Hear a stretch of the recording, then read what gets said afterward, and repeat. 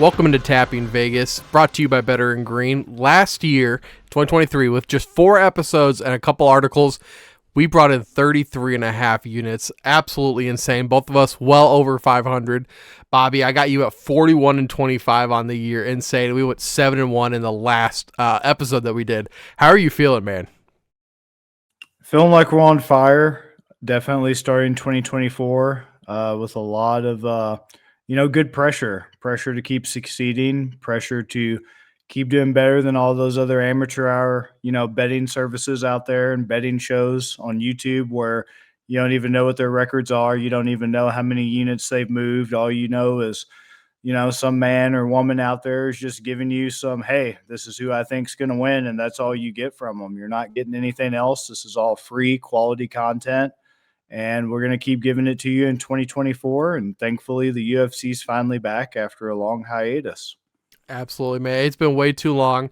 If you guys want to see what we are putting our money on, you guys go over to that Sharps app. That is, use code BET269. It's bet with 2 T's, BETT269. That way you can see the plays that we're throwing our money on. Let's get into the first fight. The first fight is going to be Nicholas Mata versus Tom Nolan.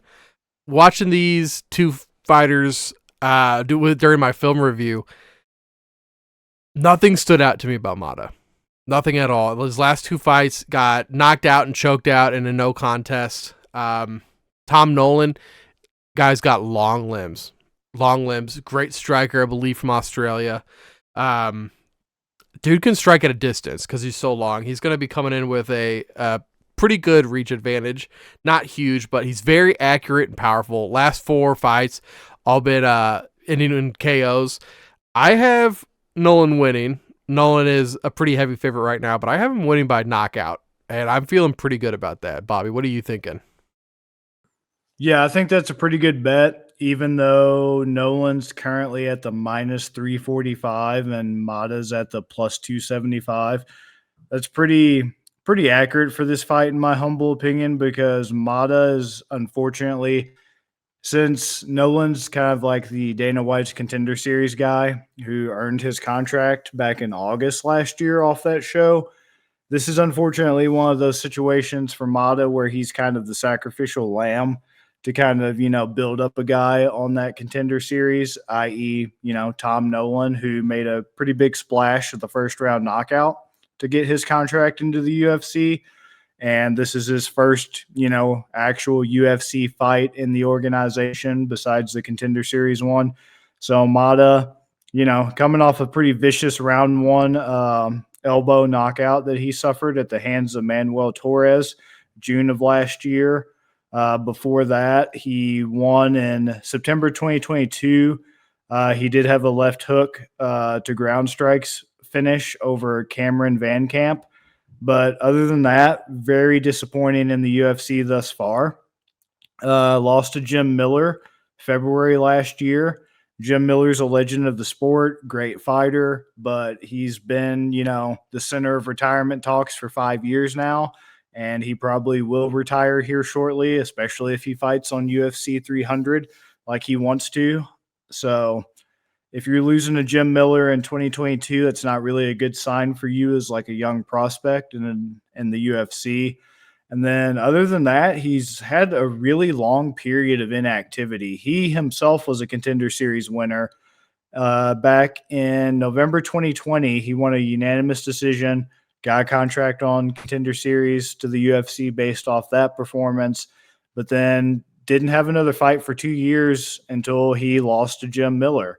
So he's only fought, 3 times in the UFC officially, not counting Contender Series. Only has 1 victory out of those 3 fights. Took him 2 years just to get, his first UFC fight. He had, he was supposed to originally face Van Camp in his debut, fell out. Damir Hedzivit fell out. Jim Miller fell out until he got rescheduled to February 2022. So the guy just hasn't been active. He's just, for whatever reason that I'm unaware of, has just let a lot of his fighting prime kind of fall by the wayside. He's only 30 years old, not a lot of miles, but I'm just not really seeing anything from him that makes him seem like a guy who's going to stick around in the UFC very long, unfortunately. I think he's just going to be honestly probably cut after this if he loses to Tom Nolan. He's just going to be that sacrificial lamb for Tom Nolan to make a name off of, get a good UFC debut KO for the highlight reel and keep on going. And I think they'll probably cut Mata after this. So, yeah, I'm going Tom Nolan pretty easy on this one. Okay. Well, I'm glad we're on the same page there. 7-year age difference, too, which is quite substantial in combat sports. This next fight, Bobby, I can't believe the odds on it because I see this one super even. So I want you to take this one first. All right, so we have Farid Basharat going to be going up against Taylor Lapilus. So Farid Basharat is a guy that I'm pretty high on. Really like his game, really like his style. He's been, making some pretty big waves since he's came into the UFC. He's been in the UFC not very long. Another Contender Series guy, September 2022, won his Contender Series fight, unanimous decision, got his contract. After that, March last year, Damon Blackshear, pretty good win, unanimous decision. Cledson Rodriguez, his most recent fight, September last year, first round arm triangle choke that he secured. So far, 3-fight win streak in the UFC, and he's looking pretty impressive. He's in the bantamweight division, men's 135 pounds. Pretty deep division right now with guys like Sean O'Malley, Peter Yan, Merab Devashvili, a lot of killers in 135. Right now, I think Basharat's got potential to kind of join those ranks and be one of those guys who can ascend to that level. So Taylor Lapilus, he is, let's see. So this is going to be his second UFC fight. So in terms of experience advantage, very slight advantage to Basharat in terms of UFC fights. So he was not a Contender Series guy, surprisingly. He just, went on the regional scene, worked his way up, got the call after, impressing some scouts. And his last fight was September last year as well. And he had a unanimous decision win over Calvin Lauren, Irish guy. I actually have not heard of him before. That was his UFC debut that he lost to Lapilus. So that's interesting. But yeah, Lapilus, he's, riding a pretty impressive streak right now, counting his regional scene. He's 6-fight win streak, 1-fight win streak in the UFC. So that's pretty good momentum there. Pretty extensive record. It's tough, but something just tells me I'm going to go Basharat. I like Farid Basharat a lot on this one. He's never been beaten before. Right now, he's undefeated at 11-0. And I just think he's got the skills. I think he's got the UFC experience. I just think I've just kind of been a fan of his since I saw him on Contender Series. His brother's also a good fighter, and I just think it's a pretty talented family. And let's see, if I was to go by a method here, looks like Lapilus has not been finished in his pro career. He's only ever lost decisions. But you know what? Basharat's a -278. Lapilus is a +225. I think I like Basharat by, you know what? Why not? Why not? Let's go +400 by sub. Let's do that because decision's only a -135. And with Basharat already being a pretty heavy favorite, let's try to make some money. Let's try to move some units. And since he won his last fight by a sub, I like his grappling. Let's go +400 on Basharat by sub. What do you think, Ben? This one is so tough. Both guys coming in very hot. Both of them are 5-0 in their last 5 fights. And then you're looking for edges where you can. They're both of their last fight were on the same card. They fought the same day, which I found that to be a little interesting. So both of them, I think their last fights were in September. For Basharat, I like his striking, and he finds openings fast. It's either his brain works a mile a minute or he's great at predicting where you're going because he is hitting those like the second that they open. Dude could grapple. I think he's a much better grappler than Lapilus. He looks for the sub. Lapilus, I think he looked actually pretty good as well. Very good fist to elbow combos. Like this dude, he could hit you twice with one arm in one swing. He's got on your ass power, like put you on your ass. Very, very tough guy, especially with those regional fights that I was watching. He's got heavy fists. He's patient, calculated, but the dude prefers striking. Like I didn't see too much grappling from him, and especially when we look over in those. I think Basharat is British, right? And Lapilus, I think, is French. So, yeah, Lapilus is French. I don't know where Basharat lives now, but he's originally from Afghanistan. is it I don't okay? know if he lives in he might live in the UK now because I know Yeah. him and his brother immigrated. Okay, yeah, I think they're in London now. I give the wrestling edge to Basharat, the grappling edge to him. I can't believe that these odds are as high as they are because looking at that Haas Ferreira fight next, I feel like it should be closer to that. But I'm kind of with you, man. I think Basharat can get it done. I don't think it's a sub though. I think it could be a decision or a KO. I almost want to say KO, and the Basharat KO is plus 1,200. Ooh, that's a good one too.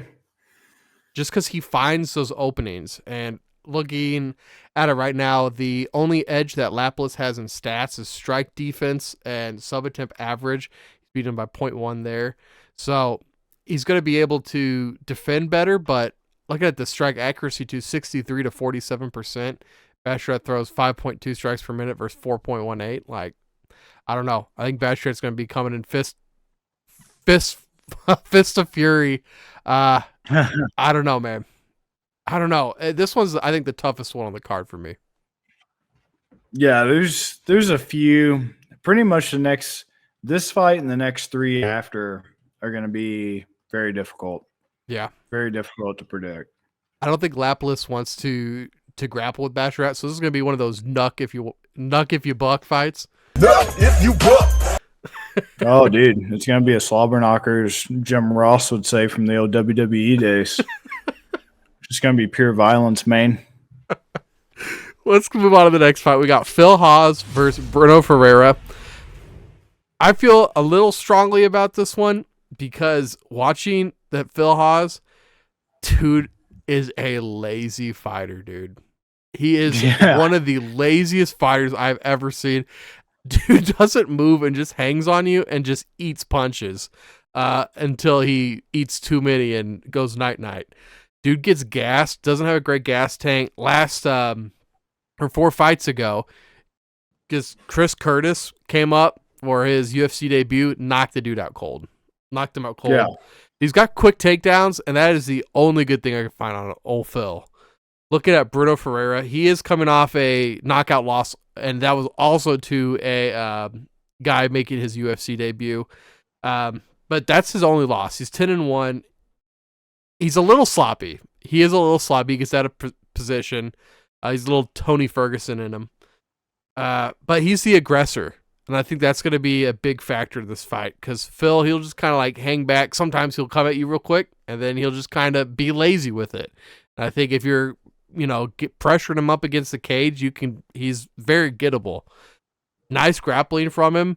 I'm also worried he may be clinically insane. So I'm going to take Phil this Haas? dude. No, Bruno, man. Oh, Bruno? Watching him, yes, man. The dude, he acts crazy. Yeah, I mean, he's Phil pretty wild. Phil's got a couple things wrong with him too, but Phil's more like AB crazy, where Bruno's like the Joker crazy. And you're getting Bruno Ferreira right now at minus 125 money line. Don't hate that at all. If you want to take the knockout, which I think is the way I'd go in this one also, Bruno Ferreira by knockout. See, it's only plus 110. That's the lowest of all the methods. You get Haas by knockout plus 165, Bruno Ferreira knockout plus 110. I think that's the way I'd go. Yeah. Yeah, so looking at this fight, it is just so it's just disgusting and not Yeah. in a good way. It's just very ugly, and especially Phil Halls, he's kind of like the most interesting, like the old Dos Equis commercial. He's like one of the most interesting men in MMA because he's just been around for so damn long and he's only 35 years old, but he feels like such a weird staple of the sport. He's like a shitty like Kimbo Slice staple of the sport type guy who's just been around forever and has like inextricable like linkages to the past and present of MMA. And it's like, how and why is this dude still in the UFC is beyond me, because I first remember watching him in 2016 when he tried to get onto the Ultimate Fighter, that season that was coached by Joanna Jędrzejczyk, Claudia Gadala.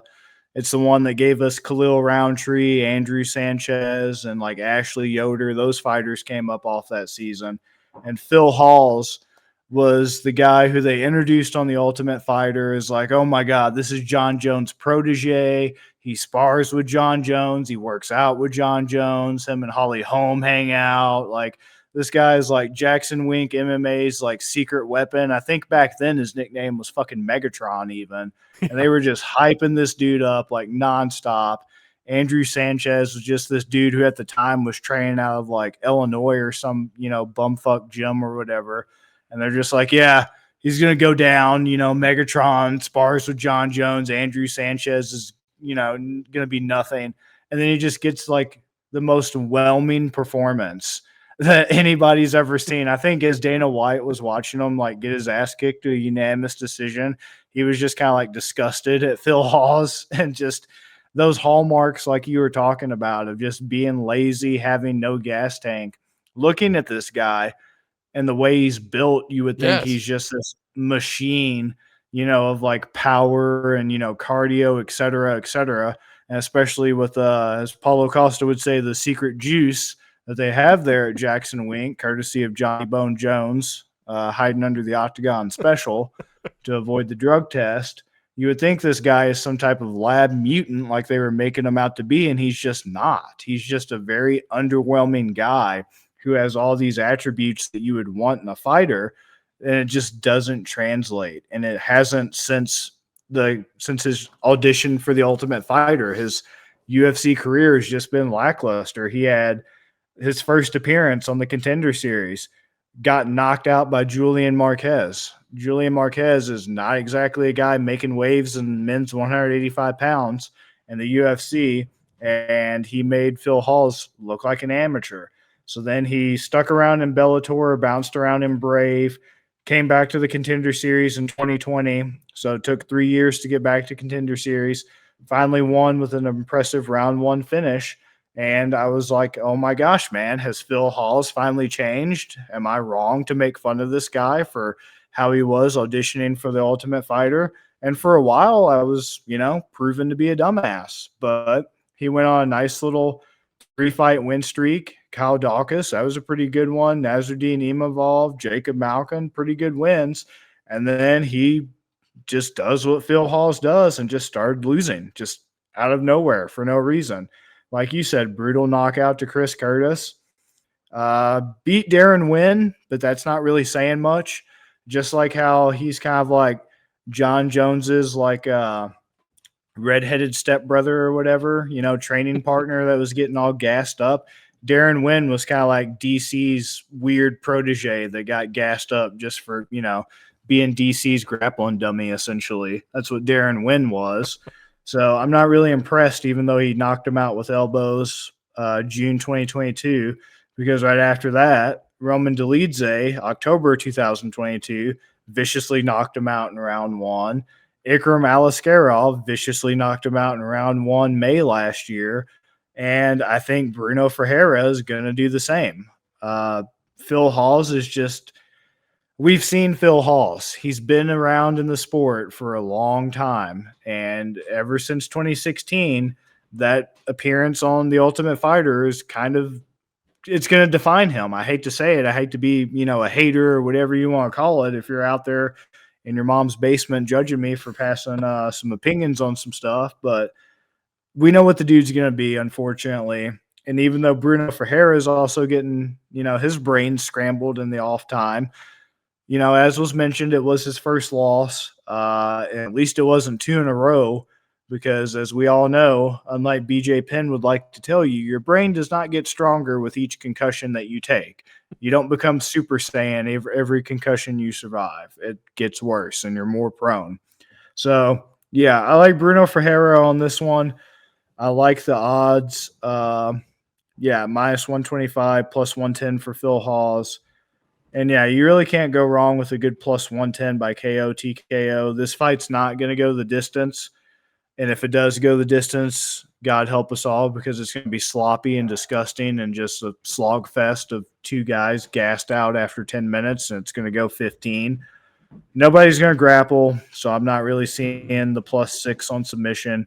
It's going to be stand and bang, and, as I said, it's going to be two guys going at it, and somebody's either going to, face plant and be out cold, or it's going to be boring as hell, and we're going to wish that we, change the channel or something. So, yeah, Bruno Ferreira plus 110 KO TKO. I'm here for it. When would you say this fight ends? First or the second? Or does it even get to the third? Man, with the way Phil Hawes has been, he gets overwhelmed easily. That's why you can get that round 1 finish on him. If you're just not afraid to just step on the gas like Iskarov and Delidze did, and you just say fuck it and overwhelm him, yeah, I'll go round 1, especially since he's been finished 2 times in a row now in round 1. That's not helping your confidence. And this guy, once again, you can do all the training in the world with John Jones and all these like critically acclaimed, good fighters at this world-class gym. At the end of the day, you either have it or you don't. And I don't think he's done anything in his off time since those 2 back-to-back, KO losses to improve his chin, to improve his defense, or whatever the case may be. So round 1. You can get him the fight to be won between the 1 minute 159 in the first for plus 450, or to be won between 2 minutes and 2:59 seconds in the first round for plus 500. I'd go the plus 500. It'd probably be within that 2-minute time frame, I'd say. They'll feel each other out a little bit. Yeah, they'll probably do that. They'll both probably be a little hesitant because they're since Ferreira is also coming off of his own KO loss himself, he's probably going to be a little bit more self-aware, I guess you could say, a little bit more intelligent about the thing. And he probably will respect the fact that, yeah, Phil Hawes can KO people, and, he does look like he has power. It's just it doesn't translate. So, yeah, they'll probably feel each other out first. Both be a little hesitant because of their recent issues. Yeah. And for the people that are watching, Bobby, if they're looking at the graphic, Ferreira only leads in one category, that's strikes per minute, and he barely leads that. Hawes actually leads in every other category. It still doesn't change my mind. No, it doesn't change mine either, because he's so lazy, dude. He's just so right. Like you said, he looks like a peak athlete, and then he fights like a super heavyweight.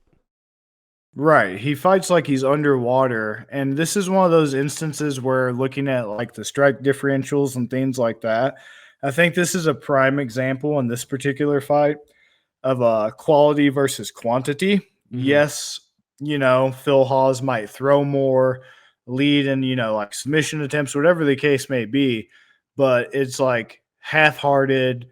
I'm underwater, fighting underwater, moving like I have sandbags attached to my ankles type thing. He's not really doing anything with these punches that he's throwing out. They serve no purpose. They're not even like feints or fakes or anything. It's just the dude's like cardio kickboxing, which makes sense since he's trained with Holly Holm. So I think he's probably spent more time with her than he did John Jones, because, the only thing he's missing is the ish after every little punch, and then he would be money. So he throws out crap just to throw it out, which is why he gasses out, because he's wasting time with half-hearted jabs, half-hearted straights, et cetera, and it serves no purpose. It's just the dude I guess he thinks in his head he's trying to close distance, but in reality, he's just really, intimidating the air. Yeah.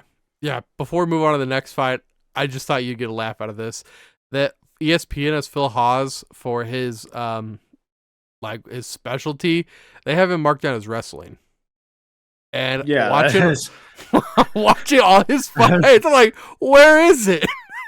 right. I don't know where that came from. That's not the guy that I associate with wrestling. I associate him with being caught up in his own hype of how he looks physically Yeah. and thinking that he's like a power puncher, but he's not even that either. It's just what he tries to be, and he fails in that regard as well. Bobby, you take this next fight, man.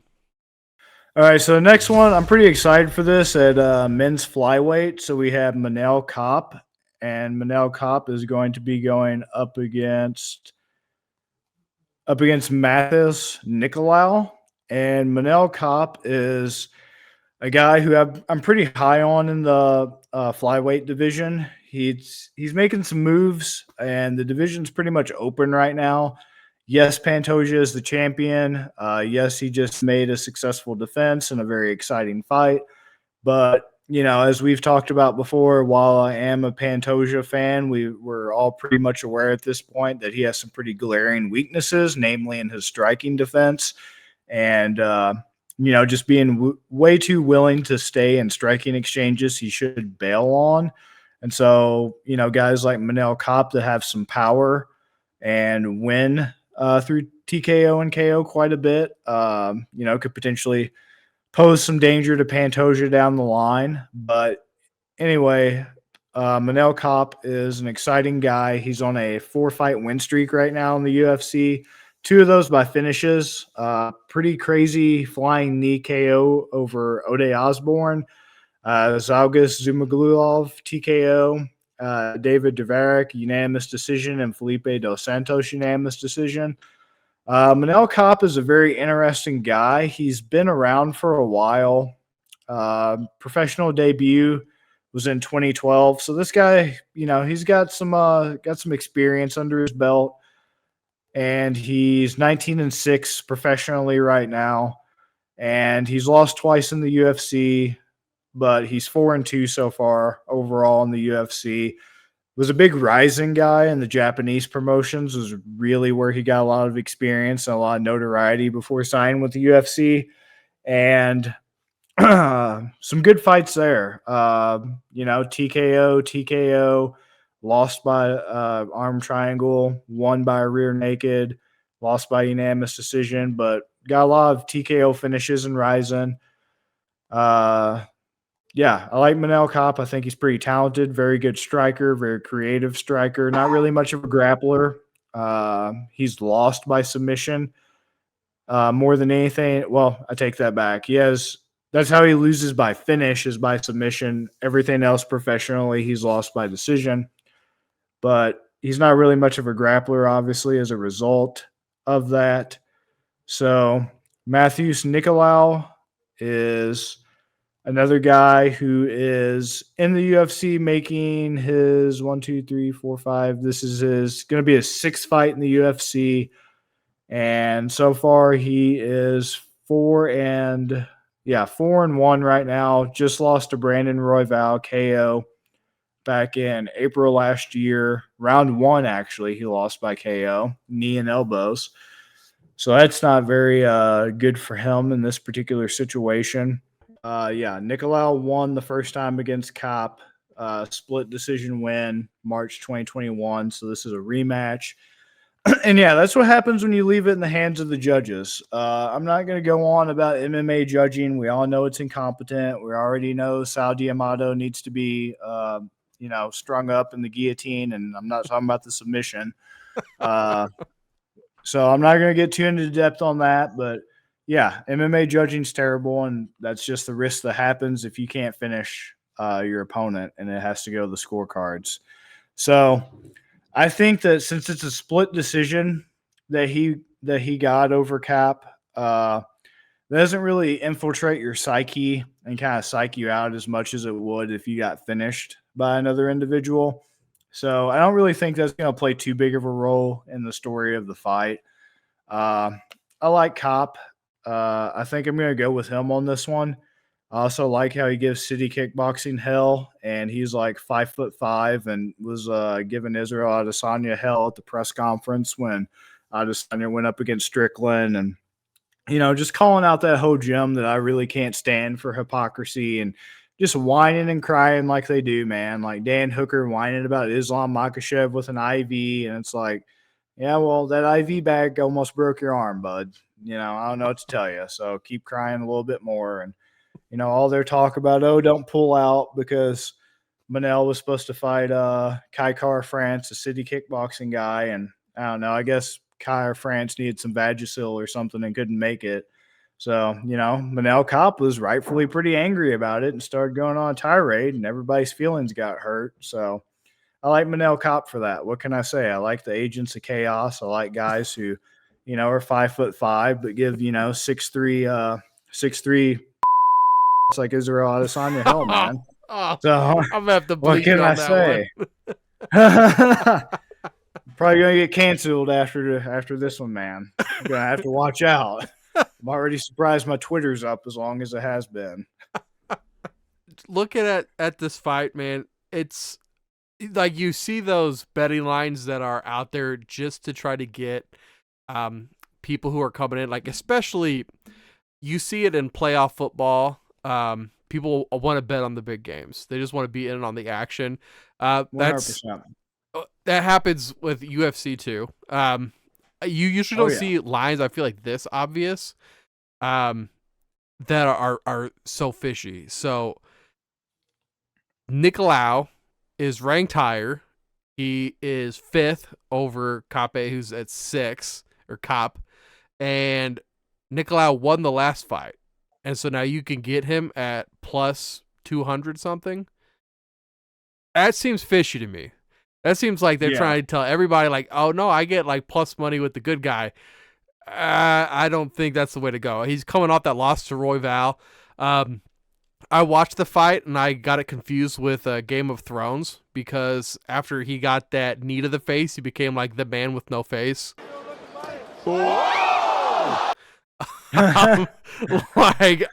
Thanos snapped him. He got him with the elbows too, but I mean the boy he started doing the stanky leg after he ate that knee.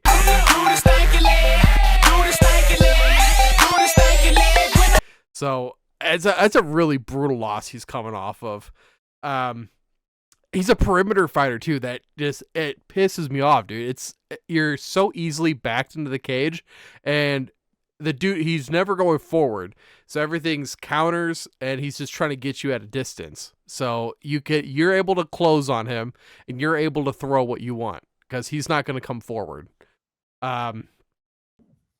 He beat Cop 2 years ago, and when I was watching it, he beat him with the lay and pray. And then I'm really surprised that he got that win because it didn't look like to me like that he did anything. Cop, he's the aggressor. Heavy fists, calm, good chain fighter. He can move from punches to wrestling, grappling, throws. He's pretty impressive to me. He's coming off, or not, he didn't just have it, but he did have a decision loss to Pantoja. And Pantoja, he's got his weaknesses, but he's good. He's the champion right now, and he's coming off a decision 100%. loss. He didn't get subbed. He didn't get knocked out. He can win with all 3 methods. So I think that Cop, I think he gets this win here.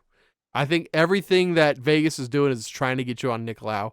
I don't think that's the right way to go. I'm with you 100% on Cop. I don't know if you said a method. I apologize if I missed it. I kind of think it'll be another decision, though. Oh, I did not, but I think it'll be Cop by KO TKO. I like that at plus 165. Yeah. Because it's the same as decision. They're both plus 165. So what's just double go method KO. for that? What's that? What's the double method for that? Let's see. Here we go. Kape to win by KO or decision, minus 250. What is his just normal Oh line? yeah. Yeah, I wouldn't like that. No. I wouldn't like that together. Like for whatever reason, they have Cop right now is plus 165 on KO, TKO, and plus 165 on decision. If you wanted a sub, it'd be plus 900. Yeah. Yeah, you can get him just outright for minus 278. Only Yeah, 28 difference. Yeah. right. That's really bad. So you would go with knockout though? Yeah, I would like that because if it does go to decision, Cop's not going to win Mhm. because it'd be a very similar situation to the first fight in which he just gets laid on. Yeah. If it goes to decision, it's just going to be because he's laid on and Nicolau is just holding on for dear life, and nothing that gets the UFC judges' gears going like a good old 15-minute lay and pray session. They love that. They'll instantly be like, oh God, let's give the guy doing absolutely nothing just because he's on top in missionary. Let's give him 10-8. Let's give him a 10-8 scorecard. I could see him getting knocked out again because I'm telling you, after that knee from Roy Val, he's like Mr. Potato Head, just trying to find out where his eyes and nose and mouth went. Yeah, yeah. Once again, shout out to BJ Penn. If you're out there getting knocked out by a Hawaiian bar bouncer like, normal, the chin does not get better with repeated concussions. I know he likes to think he's like Vegeta now because of how many concussions he's had, but each one, takes some of that strength off the old chin and leaves you more susceptible to it. And Cop's got power in the hands. So at plus 165, I definitely like that. And I definitely think he's going to have that impetus to finish the fight because he already knows firsthand experience. If it does go to the judges, he's probably not going to win. And he's a vicious little dude. So Yeah. he's definitely has the incentive to find the finish primarily through his striking. Otherwise, he's going to get screwed. Yeah. No, you're right there, man. You're right there. Let's get on to the title fight. We got Ankalaev versus Johnny Walker, and no, not the alcohol. Looking at this, Ankalaev is a pretty heavy favorite going into this. Both are strikers. I believe both their last fights were against each other. Is that correct? Yes, this is another rematch. This is one of those rematches. The last one got, I think it was ruled a no contest because Ankalaev, is that how you pronounce it? Ankalaev? Ankalaev. Ankalaev. Okay, Ankalaev Yeah. hit him with a knee on the fence, an illegal knee. They ruled or they stopped the fight. I'll get to that here in a second. But Ankalaev, he's got that one strike power, dude. Like, I mean, he just boom, and dude's just crumpled to the ground.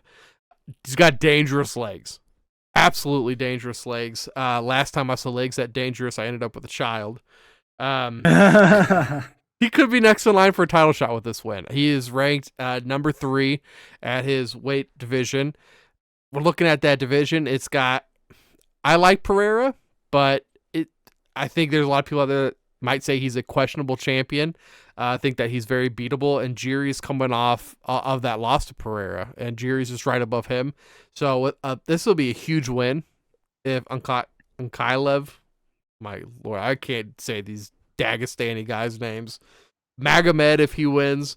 Johnny Walker, dude's loose, man. I'll give him that. Dude's super loose, but God, he makes some like scary decisions sometimes, and he puts himself just in bad positions. Super long. I think the dude's 6'5", 6'6", like super tall dude. I saw him. He knocked a dude out from the dude taking a shot on him. I'm like, holy cow! Yeah. Usually, you either shed the takedown or you get taken down and work from there. The dude was just on his legs, and he just hammer fisted the dude till he like went to see his grandma. Like, dude was out. Hi, Nana. Hi, Nana. Oh, there's my childhood dog too. The ref stopped the fight because of they thought concussion symptoms. He didn't like the answers he gave him. Turns out that's just Johnny Walker. It's just freaking weird. Yeah. What do you think? Apparently, dude? Apparently, the ringside physician, the first time Ankalaev and Johnny Walker fought in Abu Dhabi, the question that he was asking Johnny Walker after the illegal knee, Where are Walker you? was grounded opponent, and Walker responded when asked where he was. He said, in the desert, which is technically true. He Yeah. was in the desert. Abu Dhabi is a desert, but the ringside physician didn't like that answer because it wasn't specific enough, I suppose, and called the fight off, saying that, hey, this illegal knee has rendered him so concussed he cannot, fairly continue in the fight as a result. So that's why this is a rematch. And it's kind of funny because Magomed Ankalaev is kind of a magnet for this weird type of shit. This is very similar to his two fights with Ion Kutatalabra, in which very similar things happen. Except the only difference is his first fight with Kutatalaba in February 2020, it was ruled a TKO head kick finish for Magomed Ankalaev, but in a very rare instance of complaining enough to get your way, it actually worked out for Kutatalaba, and he complained enough about the stoppage. The referee apparently he felt stepped in a little too early. He wasn't completely out saying hi to his nana. So he was upset, complained about it, campaigned for a rematch, actually got it shortly thereafter with Kutatalaba in a very surprising twist of fate from February to October 2020. In October 2020, he got the rematch, and Ankalaev decided to solidify it and completely put him to sleep. So no more doubts as to who was going to win between Ankalaev and Kutatalaba. So this is a very similar situation with what happened with him and Johnny Walker. Johnny Walker, he looked like he was about to get finished by Ankalaev. Ringside physician called it off. No contest. Here we are at the rematch. Let's see what happens. But here's my thing. Ankalaev only has one loss, and that loss is to Paul Craig, of all people. I You saw already that. know how I feel about Paul Craig. I've said a lot about Paul Craig over these past few shows and articles. Another guy who's a magnet for weird crap happening in the 205 division. Literally at the very last second of the very last round, 4 minutes 59 seconds, Paul Craig got a triangle choke win over Ankalaev. Ankalaev has not lost since, and that was his UFC debut. So pretty prestigious record that Paul Craig holds there, being the only man to defeat Ankalaev in combat thus far. What makes me a little hesitant about Ankalaev in this fight is I get he's the dark horse of the division. He's a guy who, since that Paul Craig loss has went on a 1, 2, 3, 4, 5, 6, 7, 8, 9 fight win streak. Uh, pretty dominant. Beat Anthony Smith by TKO, beat Thiago Santos, Volkan Ozdemir, Nikita Krylov, Kutatalaba, as we've said. Pretty good names in the 205 division, excuse me. What concerns me is that in 2022, in December, he took Jan Blachowicz to a split draw. If you're taking Jan Blachowicz to a split draw in 2022, I'm not liking your chances. This is like Jeff Foxworthy's You Might Be a Redneck, except me doing UFC. If you're doing that to Jan Blachowicz in 2022, let me say again, you might not be doing too hot in men's 205 in the UFC much longer. So I'm not really a fan of that. Johnny Walker, I've watched him since his debut. I've watched him fight like the human equivalent of a wacky flailing inflatable tube man and not really changed that style ever since he came into the UFC.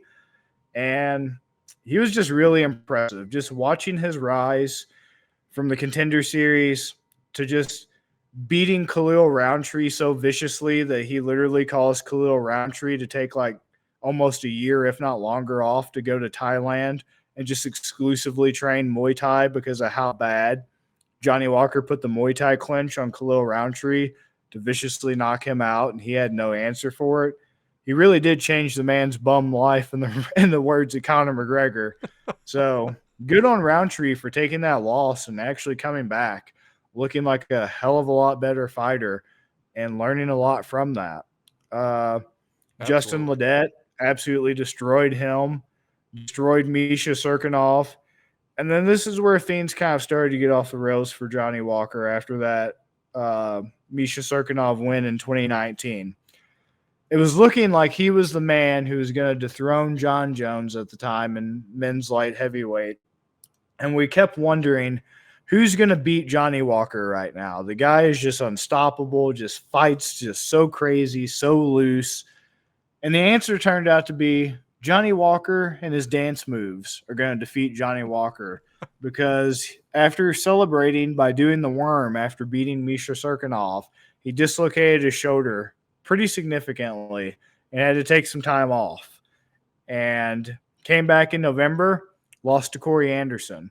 Corey Anderson hasn't been in the UFC since probably 2019, or if I'm wrong, 2020 at the latest. I don't even know if he's still in Bellator at this point. Lost to Krylov, had a good win over Ryan Spann, excuse me. Most boring fight I've ever watched in my life against Thiago Santos. I literally fell asleep watching it live. Got knocked out by Jamal Hill. That's not a bad one because Jamal Hill was the champion until he had to vacate the belt. Beat Kutatalaba, beat Paul Craig, beat Anthony Smith. Maybe he's turned over a new leaf. He's with Conor McGregor's gym now, SBG Ireland. 3-fight win streak right now. Still a young guy, still 31, not a lot of miles, 21-7.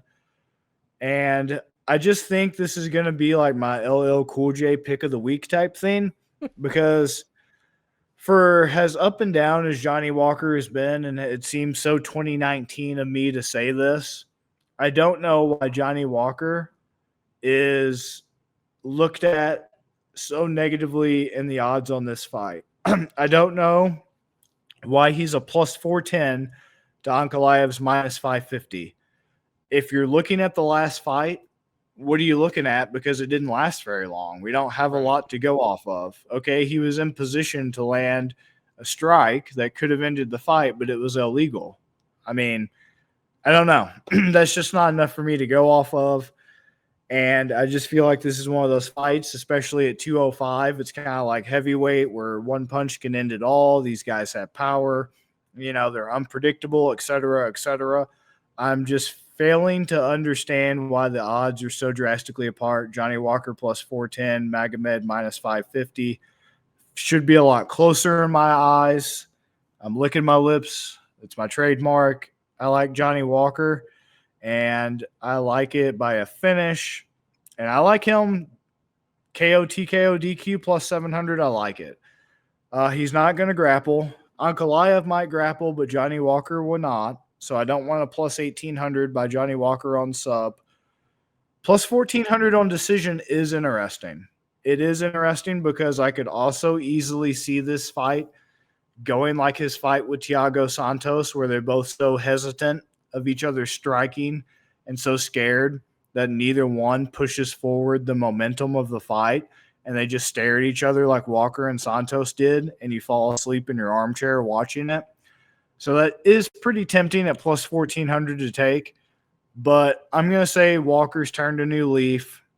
Being with SBG Ireland, being with John Kavanaugh, 3-fight win streak right now, kind of getting some confidence back. Still a young guy, still finding his way in the UFC. I'm going to think he's going to be out with a point to prove, especially after, the unfortunate no contest of the first fight. I like Johnny Walker plus 700 KO, TKO. Even if you take the money line once again, last time, I really like the odds on this. Think it should be a lot closer. So even on the money line, you're coming up pretty profitable. But yeah, that's how I feel. So that's the only one we disagree on. Because I'm gonna take Magomed. I don't know, man. I kind of wanted to take him by submission, and then I just looked it up. He has no submission wins. 0. Which is surprising. Right. And I mean, maybe he's due, but because I just feel like he's a much better grappler than Johnny Walker, but I don't know. That kind of shocked me. And then his knockout isn't great. It's minus 225. Yeah. Yeah, your best bet would be decision at plus 450 Yeah. for sure. Yeah, I guess I'll take that. I'll take the. Well, shoot, is this a 5 round fight? Yeah, since this is the main event, it'd be 5 rounds. It'd be 25 minutes. That's what I was thinking. See, that makes me really not want decision because like the way both these guys fight, I feel like it's gonna be hard to go a full 5. Yeah, Like that's true, especially Johnny Walker. Right, he's gonna knock himself out or knock Magomed out. I guess I'll do Magomed by knockout. I hate that number, but it's way better than just money line. Yeah, you would think that Ankalaev would have more subs. That's one of those weird MMA facts that every time I hear it, I just forget because it's so odd. You would think the dude would have a lot more subs, but he doesn't. And then his one loss is by sub. Right. To Paul Craig of all people. Yeah. At the very last second. God, that's weird. Yeah. I think Johnny Walker, that's going to be my haymaker, that plus 700 for him by KO TKO. Okay. I just don't think it's going to be a decision. Somebody's going to get finished. Yeah. And I just think Johnny Walker, even though his chin is pretty suspect and he gets, barely touched and has like the most dramatic KO face ever and just flops around on the ground. Like everything about him is just wacky flowing inflatable tube, man. It's just insane. From the way he doesn't get knocked out normally. He doesn't fight normally. The dude's like a cartoon character and everything that he does from like a 1920s Mickey Mouse cartoon or something. But yeah, I like to swing for the fences. I want to start 2024 off with hopefully a bang, some big units, some big plays. So yeah, that's going to be my play of the week with Johnny Walker by KO TKO. And even if you take the money line, you're still coming out pretty profitable. I feel like you're tapping out Vegas on this one. Yeah. Yeah, I love it, dude. I love the balls on you. Hey man. Got a pretty big set. What can I say? Bobby, you got anything else before we get out of here, man?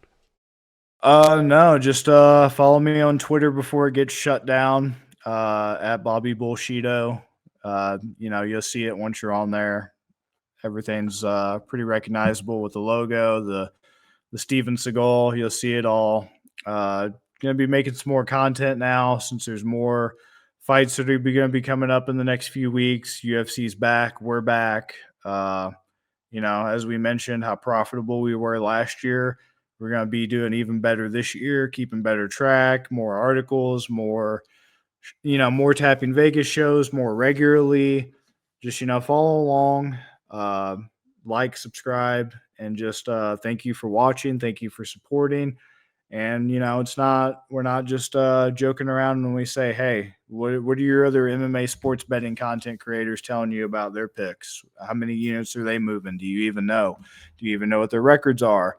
Do they make, funny, questionable content on Twitter like we do that could potentially get, yours truly banned for, in like a few weeks? You need to follow and figure it out before I do get banned because you're going to miss out on some quality meme content if that happens, and you're going to regret not subscribing. Bobby, I mean, already you're one of my favorite accounts on Twitter, man. So absolutely get over there, follow Bobby. He's at Bobby Bullshito. You're not going to regret it. Thank you guys for watching, and we'll see you guys in the next episode. Good luck this weekend. Peace, guys. Good luck. Peace. You better start listening to the Better in Green podcast. You will not regret it. Trust me, trust me, trust me. And hey, I'm Dean Blandino. Welcome to Better in Green, eh? To Better in Green, eh? To Better in Green, eh? Listen in and cash out. That's what it's all about. Come on, let's make cash now. We always on spot and we cover all spot from the bottom to the top. Hey, shout out to Ethan, shout out to Wyatt, shout out to Ben. Welcome to our podcast, Better in Green.